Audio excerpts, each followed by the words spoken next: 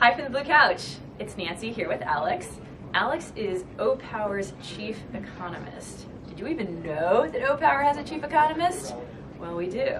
One thing I know that you do know is that randomized control trials are the gold standard for measurement here at O-Power. We measure the difference between a treatment group and a control group after a program is in market, and that tells us exactly what the impact of our program has been. However, we're increasingly encountering situations where we don't have a control group. This was the case for a thermostat program in Rhode Island that National Grid ran. Alex, tell us a little bit about this. So the NGRI thermostat program was a pilot program in which 125 households received a thermostat. But what we didn't have is an equivalent number of control households that wanted the thermostat but didn't receive one. Why not? Well, if we had wanted to run this as a randomized control trial, we would have had to recruit 125 households who wanted the thermostat, then we would have had to deny them the thermostat. And so the risk is that it's a poor customer experience. Yeah. And also, your marketing costs are double. You have to recruit all these extra customers, but then you ultimately don't give them the thermostat. Got it. So since we don't have a control group, we need to go make one. How did you do that?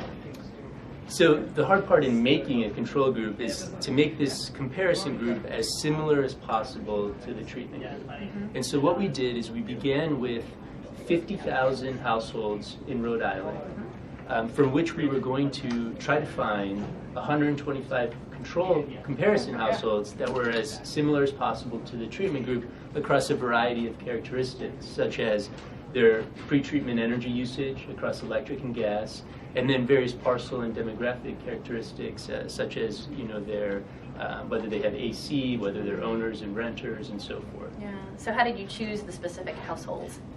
So there's an algorithm, propensity score matching, which essentially minimizes the distance between these comparison households to the treatment households and makes them as close as possible, finds the comparison households that are as close as possible to the treatment group. Yeah. So how do you know that the treatment group and the comparison group are pretty comparable?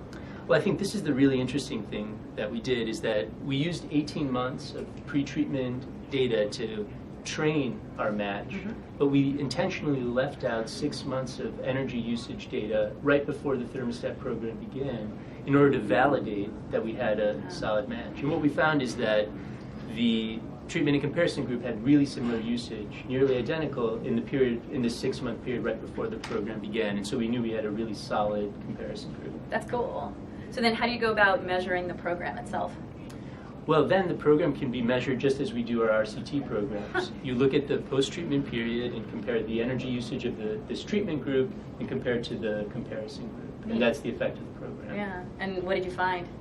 What we found is that in the period right after the thermostat product was put in place, this would be the summer of 2013 in Rhode Island, the treatment group used 3.6% less energy than the comparison group. It's a lot.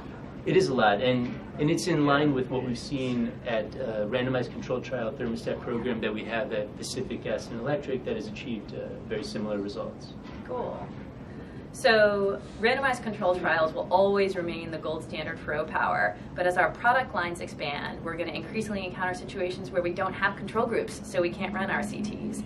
And we'll be doing more variation in measurement methodology while maintaining our rigor into 2014. So stay tuned for more. For now, adios from the Blue Couch.